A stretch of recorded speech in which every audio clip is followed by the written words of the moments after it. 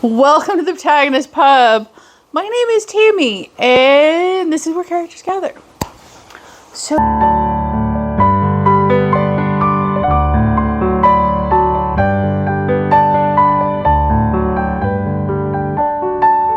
this morning, we're going to talk about my first quarter Kindle purchases.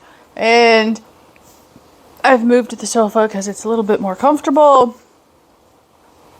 The dogs are curled up with me, so, you know, that's not surprising, I'm sure. And the first quarter, there were a lot of good Kindle books that came up.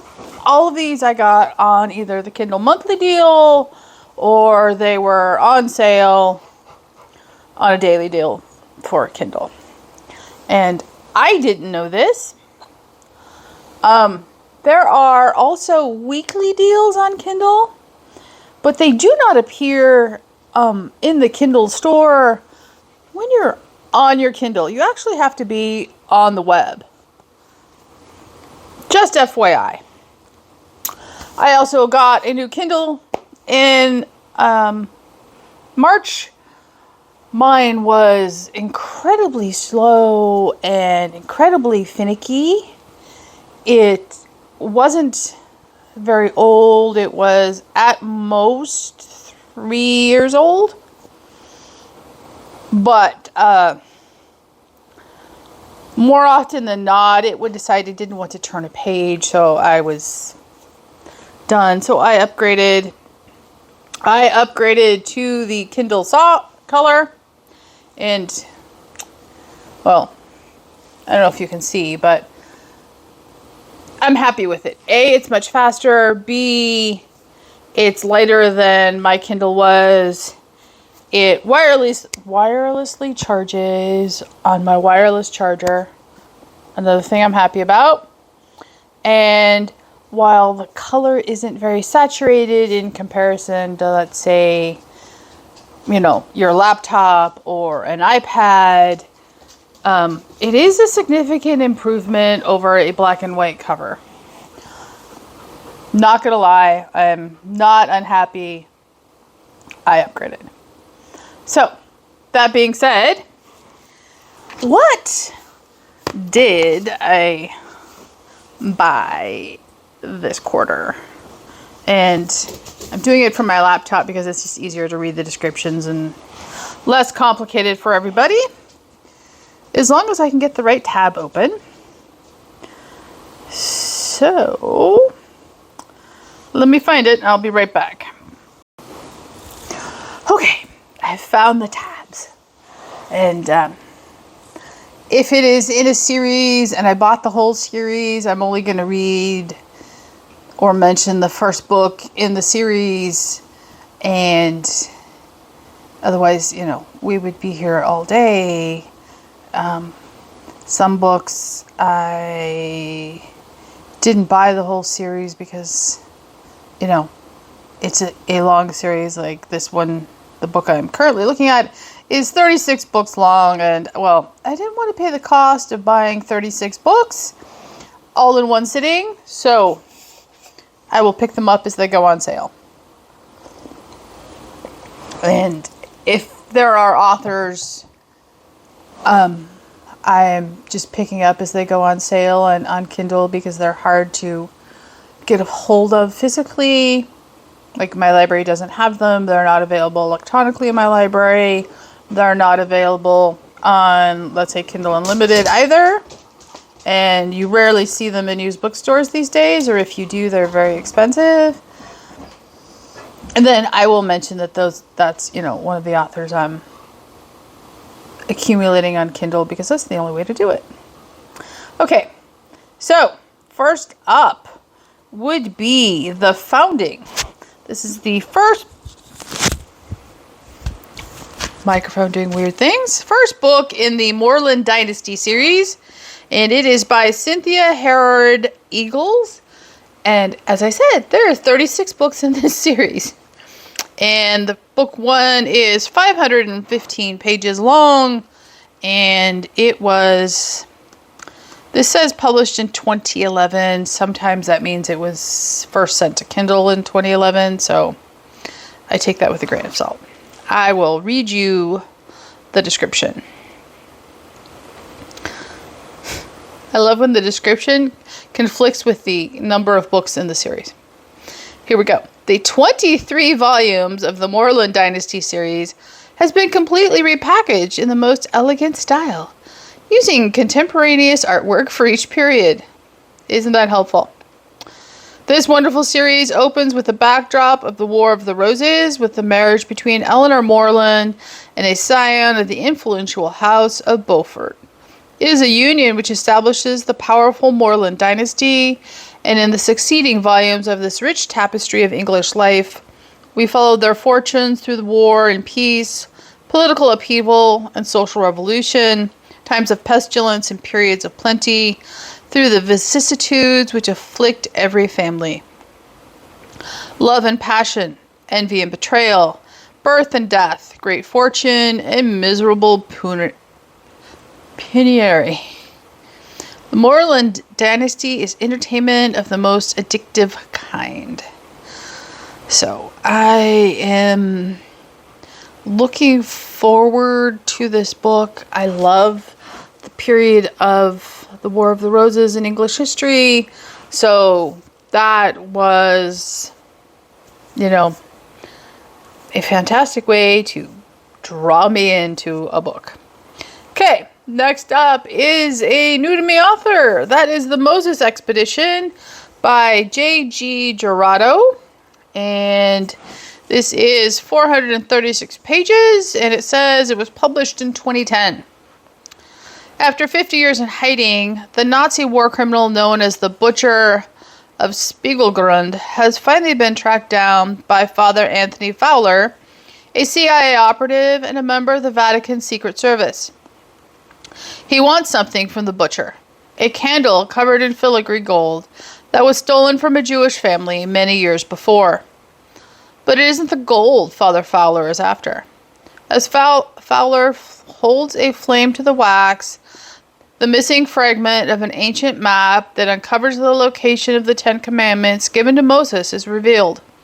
Soon Fowler is involved in an expedition to Jordan set up by a reclusive billionaire. But there's a traitor in the group who has ties to the terrorist organizations back in the United States, and who is patiently awaiting the moment to strike. From wartime Vienna to terrorist cells in New York and a lost valley in Jordan, the Moses Expedition is a thrilling read about a quest for power and the secrets of an ancient world. And I am very much looking forward to this. I love me a good thriller. This one definitely sounds like it will be right up my alley.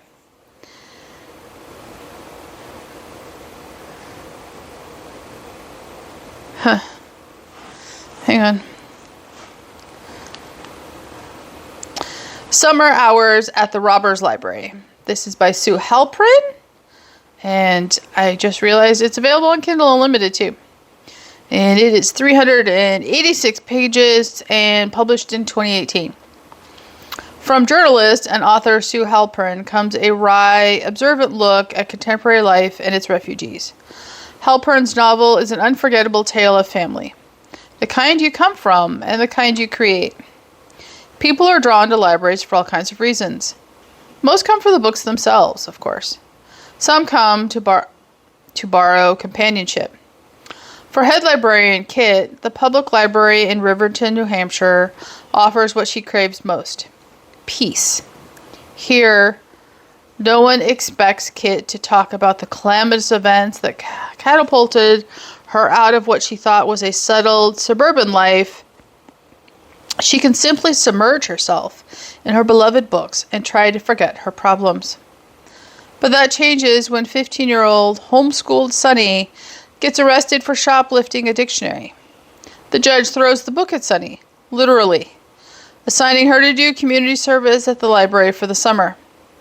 Bright, curious, and eager to connect with someone other than her off-the-grid hippie parents, Sunny coaxes Kit out of her self-imposed isolation. They are joined by Rusty, a Wall Street high flyer, suddenly crashed to Earth. In this little library that has become the heart of this small town, Kit, Sunny, and Rusty are drawn to each other and to a cast of other offbeat regulars. As they come to terms with how their lives have unraveled, they have also discovered how they might knit them together again and finally reclaim their stories. It definitely sounds like a me kind of book, so I'm looking forward to it. Okay, next up would be The Lavender Mafia, a fictional account of true corruption in the Catholic Church by John Barleycorn. And it is 253 pages, and it was published in 2020. Even Catholics don't realize what's happening in the church. It's not just a rumor or a conspiracy theory. This story is a fictional retelling of real corruption. Learn the truth while enjoying a story of a young priest with a good heart trying to flush out the evil poisoning his church. There's a lot of that right now. Jack McCresh, high school student who feels a powerful calling to be a priest. Due to family circumstances, he decides to take time for discernment and join the military. Years as a Navy corpsman and working with the United States Marines has toughened Jack, but it may not be enough. He's heard the whispers, like everyone else. He's seen the news, and it makes his blood boil to know evil has permeated the sanctuary. With good in his heart, he enters the seminary to battle dark forces and the Lavender Mafia. What Jack doesn't know is that he's in the minority. Evil has been allowed to fester. It's found a home, a place to hide. But he finds some allies too, and focuses on graduating as an ordained priest. He'll oppose the covert subversive network, undermining his very faith, and will fight to preserve the sanctity of the church and all the values it stands for. Who will stand with him? Who will oppose him? Will he survive? Yeah, I need to add that to my pile of possibilities. Most definitely need to add that to my pile of possibilities. And it's available in Kindle Unlimited.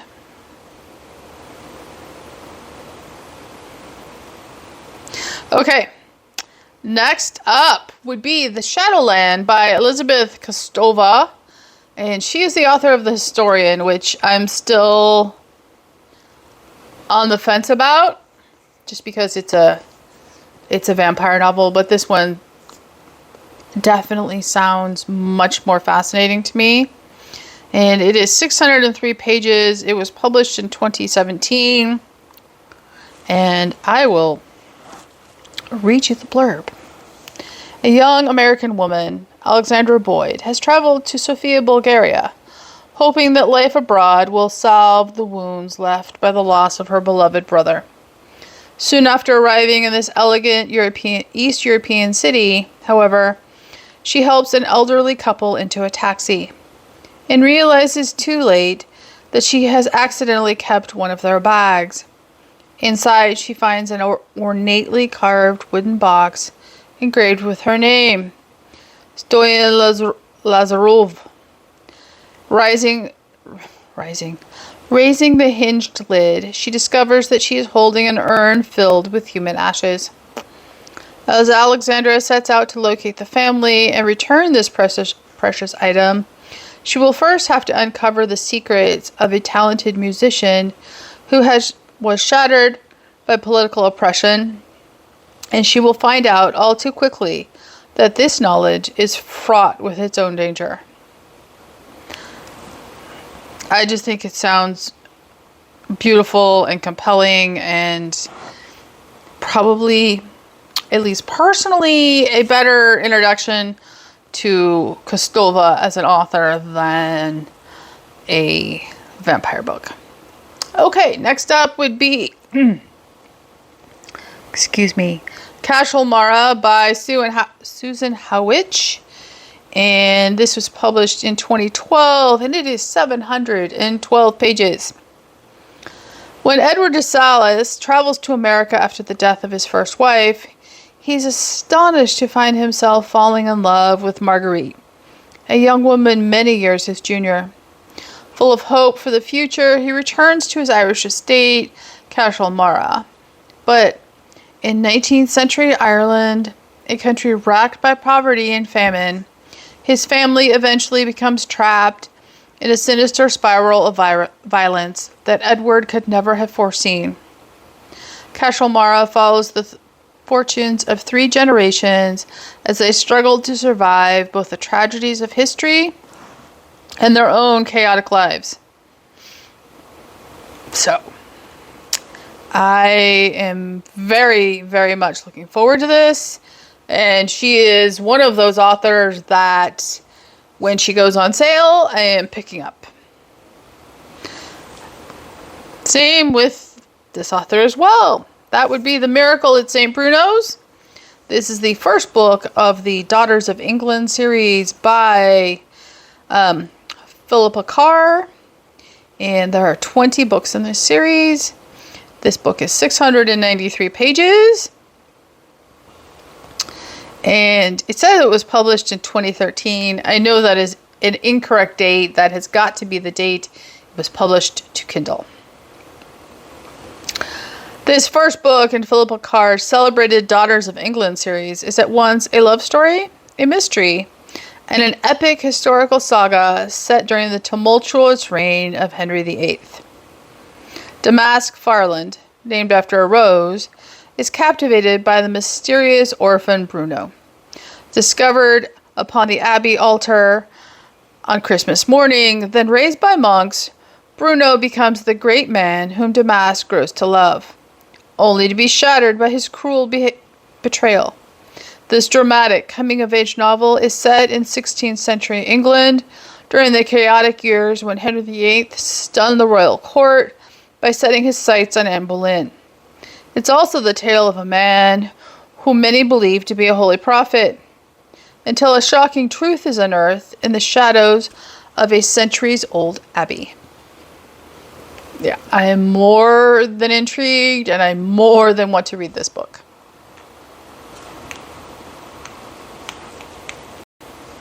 Next up would be Maeve Binchy, Circle of Friends.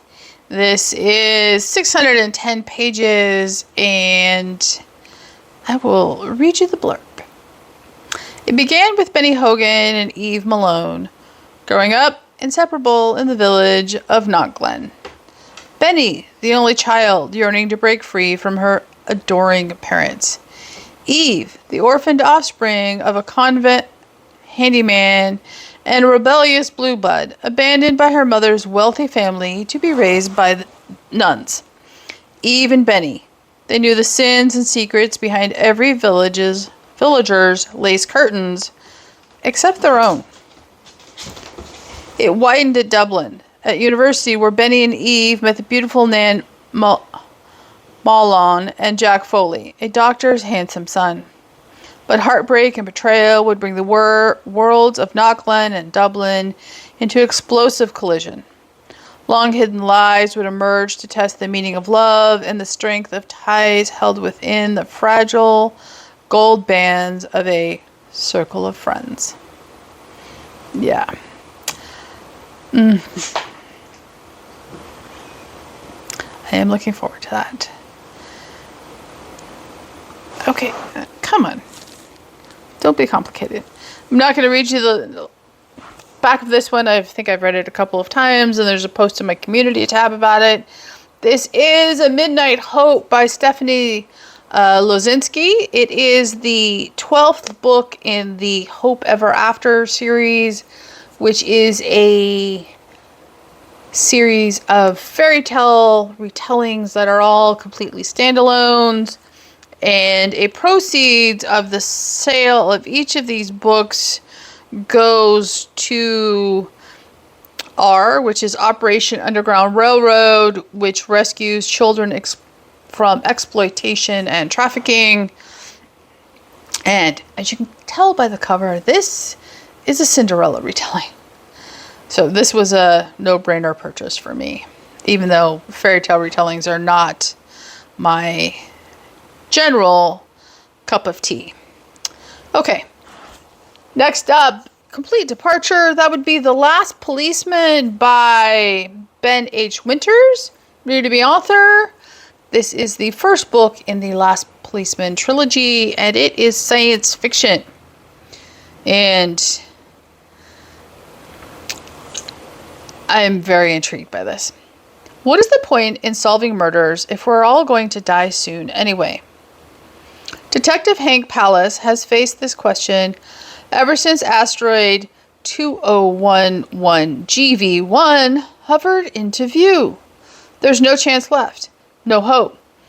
Just 6 precious months until impact.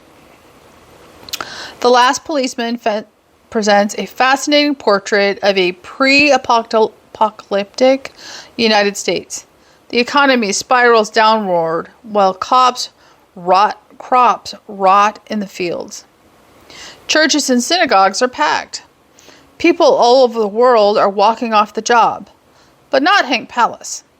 He's investigating a death by hanging in a city that sees a dozen suicides every week. Except this one feels suspicious. And Pallas is the only cop who cares. It's 322 pages. It was worth the risk for me, and the cover is just intriguing, so I took it. Okay, excuse me. Next up would be The Prodigal Mage by Karen Miller. This is the first book in the Fisherman's Children duology, and I bought several Karen Miller books all at once. I'm only going to talk about this one in particular. They are fantasy. She is a new to me author. They sound fascinating, and it was I've never even seen her books in physical format, so this was easy, and I was definitely in the fantasy mood when I purchased them. So this one is 512 pages, and it was published in 2009, and all the books I bought by her were related, so I bought the related series. Many years have passed since the last great mage war. It has been a time of great change, but not all changes are for the best, and Asher's world is in peril once more. The weather magic that holds Lure safe is failing, and the earth feels broken to those with the power to see. Among Lure's sorcerers, only Asher has the skill to mend the antique weather map that governs the seasons, keeping the land from being crushed by natural forces. Yet, when Asher risks his life to meddle with these dangerous magics, the crisis is merely delayed, not averted. Asher's son, Raphael, has inherited his father's talents, but has been forbidden to use them. Many died in the last mage war, and these abilities aren't to be loosed lightly into the world. But when Asher's last desperate attempt to repair the damage leaves him on his deathbed, Raphael's powers may not be denied. For his countrymen are facing famine, devastation, and a rift in the very fabric of their land. I think this entire series sounds fascinating, and I need to know. I need to know. Okay. Next up is a new to me author, and I bought the entire series. That is An Heiress at Heart by Jennifer Delamere, and this is the first book in the Love's Grace trilogy. A youthful indiscretion has cost Lizzie Poole more than just her honor. After 5 years living in exile, she's finally returning home, but she's still living a secret life. Her best friend Ria's dying wish was for Lizzie to assume her identity, return to London, and make amends that Ria herself would never live to make. bearing a striking resemblance to her friend and harboring more secrets than ever before. Lizzie embarks on a journey that tempts her reckless heart once again. A committed clergyman, Geoffrey Somerville's world is upended when he suddenly inherits the title of Lord Somerville. Now he's invited to every ball and sought after by the matchmaking mothers of London society. Yet the only woman to capture his heart is the one he cannot have, his brother's young widow, Rhea. Duty demands he deny his feelings, but his heart longs for the mysterious beauty. With both their futures at stake, will Lizzie be able to keep up her facade? Or will she find the strength to share her secret and put her faith in true love? I know a lot of you have read Jennifer Delamere. Thought it was worth the risk. All 3 titles were on sale, so I jumped right in. Okay, next up is another new to me author. That is The Crown Conspiracy by Connie Mann. This is the first book in the Speranza Team series. It was published in 2024 by Kindle, and this is undoubtedly going to be romantic suspense, and it is 338 pages. She's a master at spotting a forgery and knowing how to create one. But can she solve a decades-old mystery? The media spotlight is the last thing art thief and forger Sophie Williams needs. But when one of 3 long-missing royal portraits turns up in Germany at her best friend's art gallery, the spotlight is exactly what she gets. Since the tragic deaths of Princess Johanna of Nassau and her 2 children 40 years ago, the whereabouts of these portraits have been unknown, and the timing of their reappearance, just days before a new prince's coronation, reignites questions surrounding the infamous accident. Then Sophie's best friend vanishes, and a rumor about hidden treasures connected to the painting surfaces, seemingly confirmed by a cryptic message on the back of the first canvas. Convinced that finding the other 2 portraits will lead to her friend, Sophie begins a twisty investigation that pits her against other ruthless treasure hunters, a handsome investigator who seems to dog her trail at every turn, and a mysterious group that offers help, wearing an emblem identical to one on the painting. From Germany's grand castles and soaring cathedrals, through the Alps and to the canals of Venice, Sophie must choose her allies carefully if she hopes to find the portraits, rescue her best friend, and perhaps save a throne before time runs out. It is a clean contemporary adventure with a dash of romance, a thrilling cold case mystery. So, yeah, I am looking forward to this one, and I love the cover. I love the cover of this. Okay, next up is a book I have wanted to read for at least a decade, if not longer. That is Poison by Sarah Poole. I bought all 3 books in this series, and it is the Poisoner Mystery series. And yeah, I so want to read this book. In the simmering hot summer of 1492, a monstrous evil is stirring within the eternal city of Rome. The brutal murder of an alchemist sets off a desperate race to uncover the plot that threatens to extinguish the light of the Renaissance and plunge Europe back into medieval darkness. Determined to avenge the killing of her father, Francesca Gordiano defies all convention to claim for herself the position of poisoner, serving Cardinal Rodrigo Borgia, head of the most notorious and dangerous family in Italy. She becomes the confidant of Lucrezia Borgia and the lover of Cesare Borgia. At the same time, she is drawn to the young renegade monk who yearns to save her life and her soul. Navigating a web of treachery and deceit, Francesca pursues her father's killer from the depths of Rome's Jewish ghetto to the heights of the Vatican itself. In doing so, she sets the stage for the ultimate confrontation with ancient forces that will seek to use her darkest desires to achieve their own catastrophic ends. Yeah. It was published in 2010 by St. Martin's, and it is 416 pages.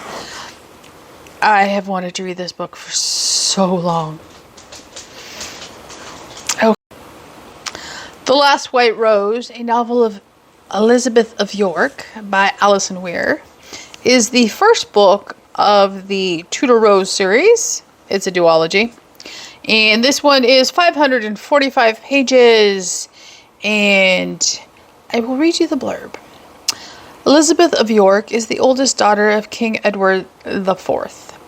Flame-haired, beautiful, and sweet-natured, she is adored by her family. Yet her life is suddenly disrupted when her beloved father dies in the prime of life.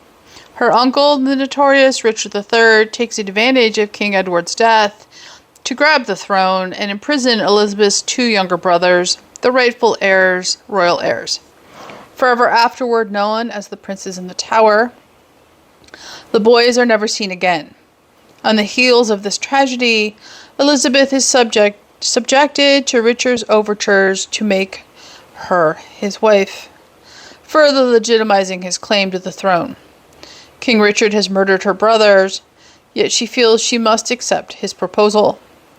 As if in a fairy tale, Elizabeth is saved by Henry Tudor, who challenges Richard and defeats him at the legendary Battle of Bosworth Field.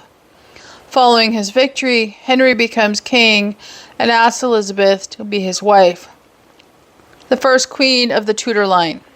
But the marriage is happy and fruitful, not only uniting the warring houses of Lancaster and York, the Red and the White Roses, but producing 4 surviving children, one of whom, Henry VIII, will rule the country for the next 36 years.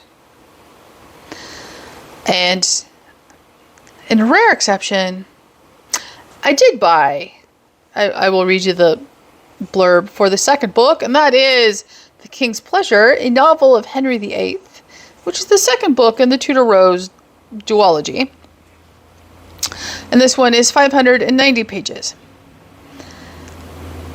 Young Henry began his rule as a magnificent and chivalrous Renaissance prince who embodied every virtue. He had all the qualities to make a triumph of his kingship, yet we remember only the violence. Henry famously broke with the Pope, founding the Church of England and launching a religious revolution that divided his kingdom. He beheaded 2 of his wives, cast aside 2 others. He died a suspicious, obese, disease-riddled tyrant, old before his time. His reign is remembered as one of dangerous intrigue and bloodshed. And yet the truth is far more complex. The King's Pleasure brings to life the idealistic monarch who expanded Parliament, founded the Royal Navy, modernized medical training, composed music and poetry, and patronized the arts. A passionate man in search of true love, he was stymied by the imperative to produce a male heir, as much a victim of circumstance as his unhappy wives. Had fate been kinder to him, the history of England would have been very different. And,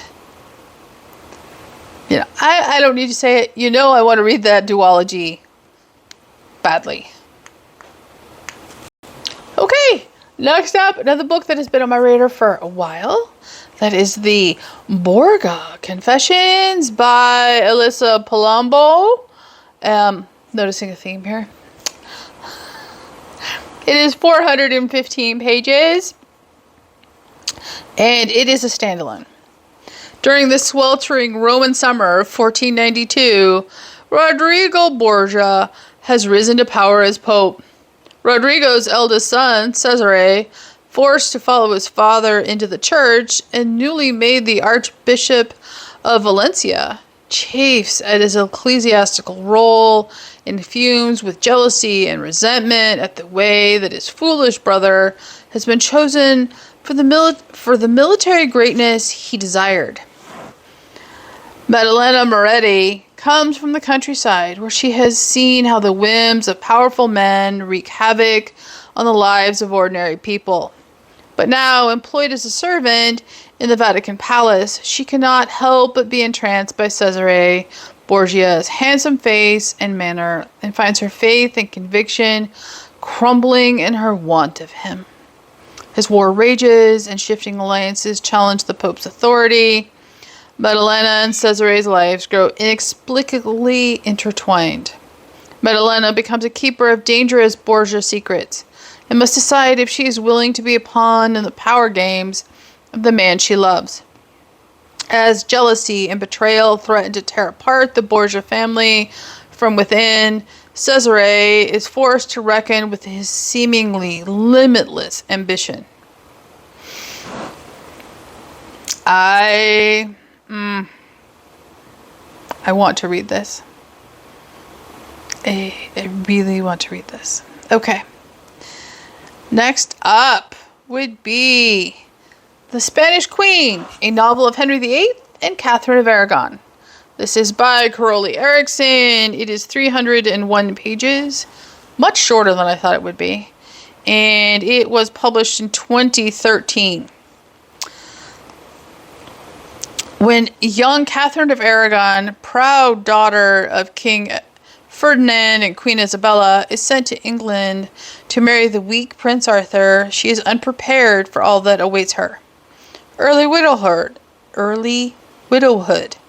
the challenge of warfare with the invading Scots, and the ultimately futile attempt to provide the realm with a prince to secure succession. She marries Arthur's energetic, athletic brother Henry, only to encounter fresh obstacles, chief among them Henry's infatuation with the alluring but wayward Anne Boleyn. In The Spanish Queen, best-selling novelist Caroli Erickson allows the strong-willed, redoubtable Queen Catherine to tell her own story, a tale that carries her from the scented gardens of Granada to the craggy mountains of Wales to the conflict-ridden Tudor court.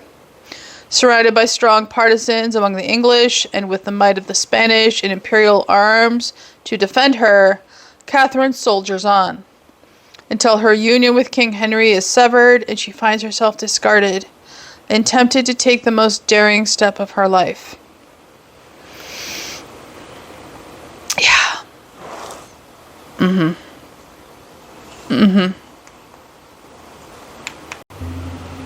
Okay. Unsurprisingly, there's an Elizabeth Chadwick book. It's her brand new release at that. That is The Royal Rebel. It is the first of the Jeanette of Kent duology, and this was published in September of 2024. 1338 England has declared war on France, and Jeanette of Kent, cousin to King Edward III, says goodbye to her family and travels overseas with the royal court for the first time. Once in Antwerp, she is captivated by the talented household knight Thomas Holland, just as he, in turn, is powerfully drawn to her. Although both know their romance is forbidden, their love for each other grows stronger than the danger they face, and they marry in secret. But before they can make their tryst known, Thomas has to leave for war, and in his absence, Jeanette is forced into a second marriage and locked away from the world. Then Thomas returns, and the real fight begins. As hostile family members battle to keep Jeanette and Thomas apart, the defiant lovers vow to be reunited, whatever the cost. It is 466 pages. I am so here for that. Okay, next up, new to me author. Don't know anything about him, but I couldn't resist the entire series. That is Lionheart by Ben Kane, and obviously this is about an English king.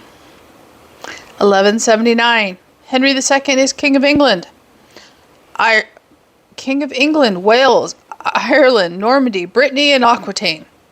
The House Plantagenet reigns supreme. But there is unrest in Henry's house.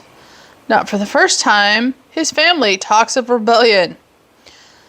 Ferda, an Irish nobleman taken captive during the conquest of his homeland, saves the life of Richard, the king's son. In reward for his bravery, he is made squire to Richard, who is already a renowned warrior.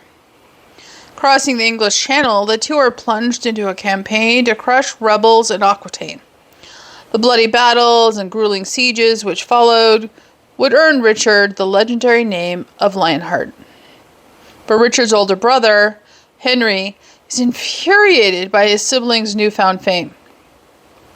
Soon it becomes clear that the biggest threat to Richard's life may not be rebel or French armies, but his own family. It is such a fascinating period of history, and I am here for it. I am praying it is well written and well researched. It is 358 pages, and I bought the entire trilogy. I need to know. And this one I just don't, and the next book I just downloaded to my Kindle this morning to pick up and read. That is A Vengeful King Rises by Sophia Barnes. This is the first book in the House of Croft series. I only bought the first book because new to me author, I know nothing. And this says it was published in July in 2024, so we'll see. It's 492 pages. Adrian Croft dreams of quitting the shady business he stands to inherit, of settling down, and of raising a family free from a life of crime. But when tragedy strikes, this fanciful dream is destroyed. All he wants now is revenge. His anger, however, threatens to cloud his judgment, making it harder for him to recognize danger when it approaches in the form of a beautiful woman. Trained for covert operations as part of a secret government program, Samantha Carmichael's mission is to give British law enforcement a reason to prosecute the most powerful man in the country. But when common sense and duty begin to blur, can she remain steadfast in her goal? Or will her loyalty shift as she gradually loses her heart to the one man she cannot afford to love? One series, one couple, and the brutal challenges they must face. I think it looks fascinating. Yeah, I'm here for it. Okay, next up would be The Shadowy Horses by Susanna Kersley. I've wanted to read a book of hers forever, and this one sounded fantastic. It is 479 pages and was published in 2012. The invincible 9th Roman Legion marches from York to fight the northern tribes, and then vanishes from the pages of history. When Verity Grey goes looking for them in modern-day Scotland, she may find more than she bargained for. Her eccentric boss spent his whole life searching for the resting place of the lost 9th Roman Legion, and is convinced he's finally found it. Not because of any scientific evidence, but because a local boy has seen a Roman soldier walking in the fields, a ghostly sentinel who guards the bodies of his long-dead comrades. Here on the wind-swept Scottish shores, Verity may find the answer to one of the great unsolved mysteries of the historical record. Or she may uncover secrets from the romantic past that were buried for a reason. Tell me that does not sound like a compelling read. Okay, next up is from an author I am slowly collecting on my Kindle as the ones I am most interested in come up for sale. I know that growing up, my mom read them. I read some of them as I grew. Do I remember them in any anything remotely close to detailed? Absolutely not. So I'm not even considering having read them. And the author is Phyllis A. Whitney, and this is Sky Cameron. And it's 324 pages, and it said it was published in 2017, and that is a lie. So it has to be the day it made it to Kindle. In 19th century New England, flame-haired Sky Cameron was proud to be named for the misty island in the Scottish Hebrides where her father had been born. But it was the Creole heritage of her seductive mother, Lois, that would determine her destiny.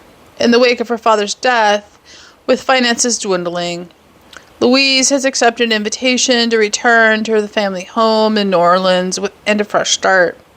But as soon as Sky sets foot in her Uncle Robert's dark, lattice mansion in the French Quarter, one ruled by a suspicious quadroon housekeeper, she begins to fear her homecoming is not what it seems. Feeling more outsider than family, Sky finally finds love, comfort, and trust in a man who both provokes and excites her. Justin Law's scandalous reputation doesn't stop her from developing feelings for the intense and determined stranger. Now, from the Vieux Carré to the Garden District, Sky must navigate the darkest corners of New Orleans, a pawn in a dangerous game designed to destroy her. With this novel, Edgar Award-winning author Phyllis A. Whitney once again proves why she is the queen of American Gothics.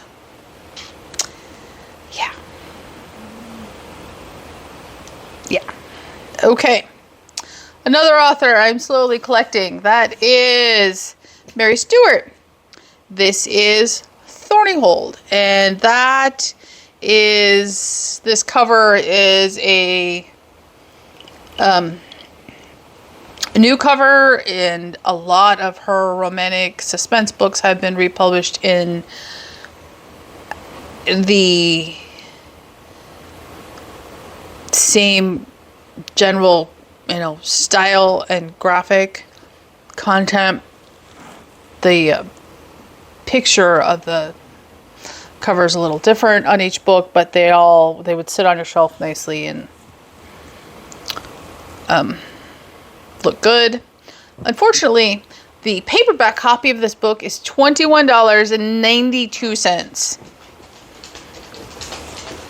Now you know why I'm collecting them on Kindle. Okay, this is a whopping 212 pages, and it is a gothic romance featuring sparkling prose, delightful characterization, and classic intrigue from the queen of romantic mystery. A rambling house called Thornyhold is like something out of a fairy tale. Left to Gilly Ramsay by the cousin whose occasional visits brightened her childhood, the cottage, set deep in the wild wood, has come just in time to save her from a bleak future. With its reputation for magic and its resident black cat, Thornyhold offers Gilly more than just a new home. It offers her a chance to start over. The old house, with its tufts of rosy house leek and the spreading gilt of lichen, was beautiful. Even the prisoning hedges were beautiful, protective with their rusty thorns, their bastions of holly and juniper, and at the corners, like towers, their thick columns of yews. I really want to read this. I sort of remembered reading this as a kid. I probably wasn't a child, but you get what I mean. So I will be interested to see what I think of it as an adult. Oh. Well then, I don't have to talk about that one.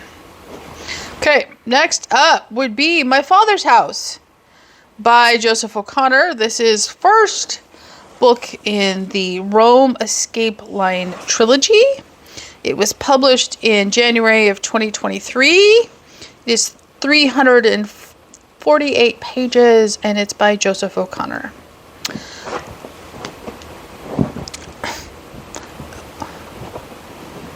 Okay, now that Kahlua is settled.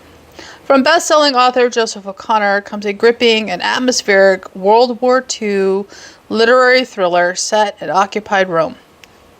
I know you are impressed just from that sentence alone, because I do not buy World War II books. A Washington Post Best Book of 2023, shortlisted for the 2024 Walter Scott Prize, inspired by the true story of Monsignor Hugh O'Flaherty, who, together with his accomplices, risked his life to smuggle thousands out of occupied Rome right under the noses of his Nazi nemesis. My Father's House is a potent blend of excitement, suspense, and intrigue, according to the Washington Post. September 1943. German forces have Rome under their control. Gestapo boss Paul Hauptmann rules over the Eternal City with vicious efficiency. Hunger is widespread. Rumors fester. The war's outcome is far from certain. Diplomats, refugees, jewels, and escaped Allied prisoners flee for protection into the Vatican City, a neutral, independent state nestled in the city of Rome.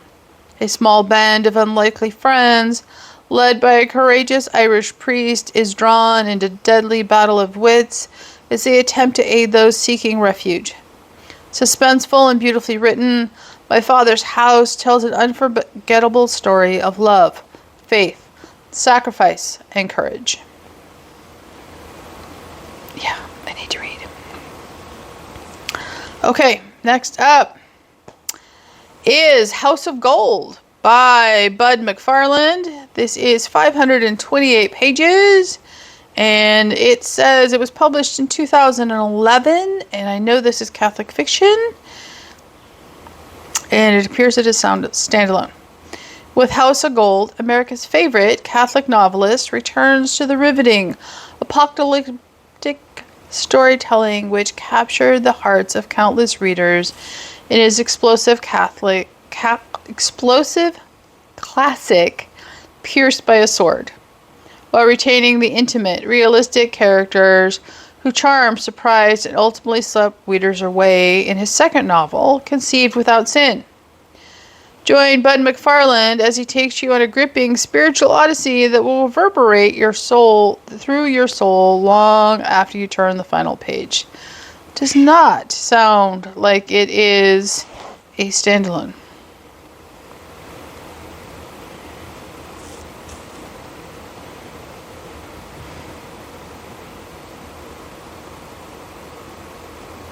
Okay. Yeah, I need to figure this out. Hang on. So apparently only Pierced by the Sword is available on Kindle, so I'm going to have to track the other one down. But it does have a blurb from the back cover, which is more descriptive of, what is the title of this book again? House of Gold. So here's the blurb from the back cover. The world has come to a screeching halt. The lights are out, and a desperate father is a long, long way from home. Buzz Woodward. Alcoholism. Divorce. Attempted suicide. Buzz has been through it all and has lived to tell. Now he's married with children, pushing 40, out of shape, living hand to mouth, and finds himself beginning an impossible journey against impossible odds.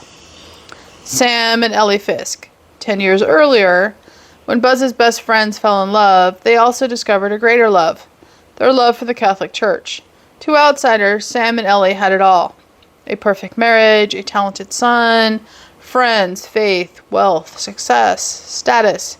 But now an unrelenting force of darkness threatens to tear them apart forever. Mark Johnson. He is a big, strong, brave FBI agent. The ultimate tough guy cruising through middle age while enjoying his adoring family. Mark and his wife Maggie are already looking forward to a satisfying retirement when he detects a dangerous technological storm on the horizon. But that's okay. Mark is ready for anything. Or is he? With House of Gold, America's favorite Catholic novelist returns to a riveting apocalyptic storytelling which captured the hearts of countless readers in his explosive classic, Pierced by a Sword. while retaining the intimate, realistic characters who charmed, surprised, and ultimately swept readers away in his second novel, Conceived Without Sin. So, I need to track down a copy of Conceived Without Sin, apparently, and I need to buy Pierced by the Sword, because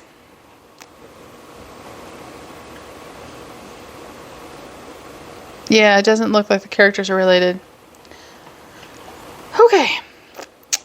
Next up would be the 6-book series of Bless Me, Father.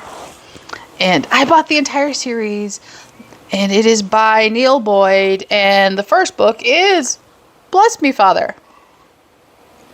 It is 342 pages, and I will read you the blurb. It's Catholic fiction. Young Neil Boyd has just finished divinity school and has been newly ordained as a priest. His first post? St. Jude's Parish, a corner of London with a raucous congregation full of Irish immigrants. The flock is an odd pairing with gentle Father Boyd, but he might just be both mad enough and tender enough to get through to them. Later adapted into a beloved British sitcom, Bless Me, Father is a humorous and sweet-natured look at Catholicism in the 1950s. Joining Boyd is the cantankerous, scheming, and brilliant Father Duddleswell, a man who is willing to do anything to make sure the Lord's will be done. And Mrs. Pring, the sharp-tongued housekeeper who both cuddles and cajoles her priestly family of 2. If the church needs money, Duddleswell will place a bet to get it. If a Catholic wants to marry a Protestant, well, maybe he won't go that far. Father Neil's adventures with his parishioners are sure to delight readers of all creeds. I am looking forward to this. I, in fact, downloaded the first book to my Kindle last night. Okay, next up would be The Cloister by James Carroll, another new to me author. It is 367 pages, and this one sounds so interesting to me. I will read you the blurb. Father Michael Kavanagh is shocked when he sees a friend from his seminary days at the altar of his humble parish in Upper Manhattan, a friend who was forced to leave under scandalous circumstances. Compelled to reconsider the past, Father Kavanagh wanders into the medieval haven of the cloisters and stumbles into a conversation with a lovely and intriguing docent, Rachel Vedette. Having survived the Holocaust and escaped to America, Rachel remains obsessed with her late father's greatest scholarly achievement, a study demonstrating the relationship between famously discredited monk Peter Abelard and Jewish scholars. Feeling an odd connection with Father Kavanagh, Rachel shares with him the work that cost her father his life. At the center of these interrelated stories is a classic romance between the great philosopher Abelard and his intellectual equal, Heloise. For Rachel, Abelard is the key to understanding her people's place in history. For Father Kavanagh, the controversial theologian may be a doorway to understanding the life he himself might have had outside the church. I think this sounds fascinating. It is 367 pages. Okay, coming to the end here. Next up would be Catholic Joe, Superhero. This is 436 pages, and it says the reading age for this book is 14 to 18. I don't know that I agree with that. This is the first in the Catholic Joe series.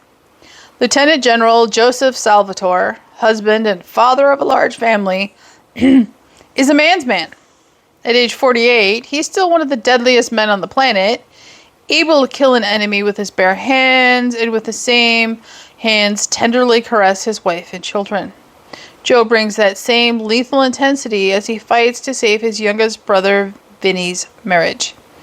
In fighting for his brother, Joe, later deemed Catholic Joe by a reporter, uncovers corruption in the government and his church. You will feast on courage while you accompany Joe as he is targeted in a raid on his home by the FBI, secretly placed in Cook County Jail to be Epsteined, and targeted by Freemasonic assassins before he can share with the world what he has uncovered. I think this sounds incredibly fascinating and incredibly current for events. However, I do not think this is appropriate for 14 to 18-year-olds based on the blurb alone. And if I didn't say, it's by Stephen Thomas. Okay, last two. Next up would be White Smoke, a novel of papal election. This is by Father Andrew M. Greeley, who I absolutely love. His Bishop Blackie series is absolutely fantastic. Father Greeley has passed away. However, I will continue to pick his books up on Kindle as they go on sale because I love them so much.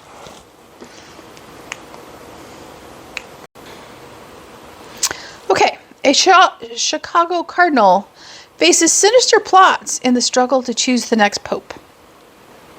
Maybe the best novel written about the intrigue of Vatican politics, according to the Chicago Sun-Times. It is 480 pages, and it was published in 1997. Chicago's Sean Cardinal Cronin and his assistant, Bishop John Blackie Blackwood of the Father Blackie Mystery Series, by the way, both of them are in that series, have traveled to Rome to take part in the next papal election. They lead a reformist coalition that has chosen a gentle and brilliant Spanish scholar as their candidate. But a shadowy Vatican force will do anything to prevent change and maintain their power.